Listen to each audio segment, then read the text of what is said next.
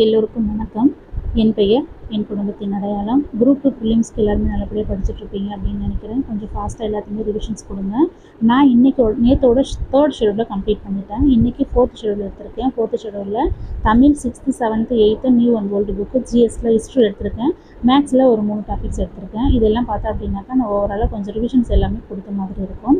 இது பார்த்திங்க அப்படின்னாக்கா உவேசா ஓல்டு இயர் புக்கில் உவேசா பற்றி நான் படிச்சுட்ருக்கேன். இப்போது உவேசா பற்றின எல்லா இன்ஃபர்மேஷன்ஸுமே நாங்கள் நோட் பண்ணி வச்சுட்ருப்பேன்.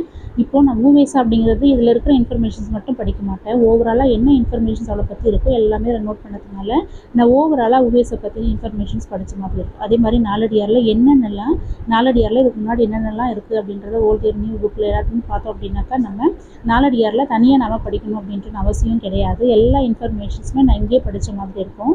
இங்கே பாரதிதாசன் எடுத்துக்கிட்டிங்க அப்படின்னாக்கா அவர் என்ன புக்கு எழுதினார், அவர் என்ன இதழ்கள் நடத்தினார் அப்படின்ற மாதிரியான எல்லா இன்ஃபர்மேஷன்ஸுமே இங்கே நோட் பண்ணதுனால இப்போ பாரதிதாசன் அப்படிங்கிறத நான் ஃபுல்லாகவே ரிவிஷன்ஸ் கொடுத்த மாதிரி இருக்கும்.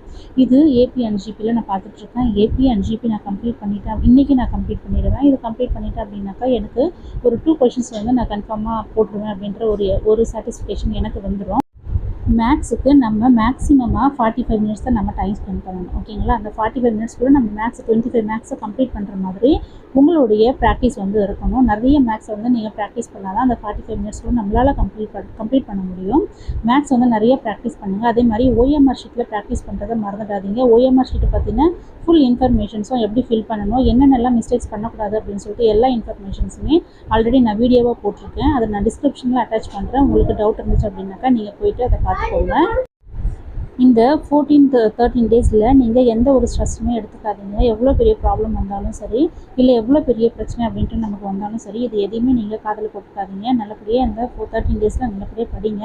நம்ம போஸ்டிங் வாங்குகிறோம் அப்படிங்கிறத தாண்டி நம்மளுடைய எஃபெக்ட் எந்த அளவுக்கு இருக்குது அப்படின்றத நீங்கள் உங்களுக்கு சாட்டிஸ்ஃபேக்ஷனாக எக்ஸாம்ஸை நல்லபடியாக எழுதிட்டு வாங்க.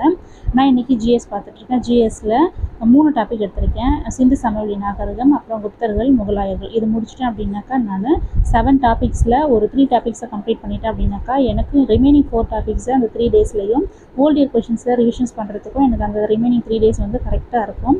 டைம் வந்து ரொம்ப கம்மியாக இருக்கிறதுனால ரிவிஷன்ஸ் வந்து ரொம்ப ஃபாஸ்ட்டாக கொடுங்க. நல்லபடியாக எக்ஸாம்ஸை எழுதுங்க. ஓஎம்ஆர் ஷீட்டை ப்ராக்டிஸ் பண்ணுங்கள். கண்டிப்பாக இந்த வீடியோ யூஸ்ஃபுல்லாக இருக்கும் அப்படின்னு நினைக்கிறேன். தேங்க்யூ.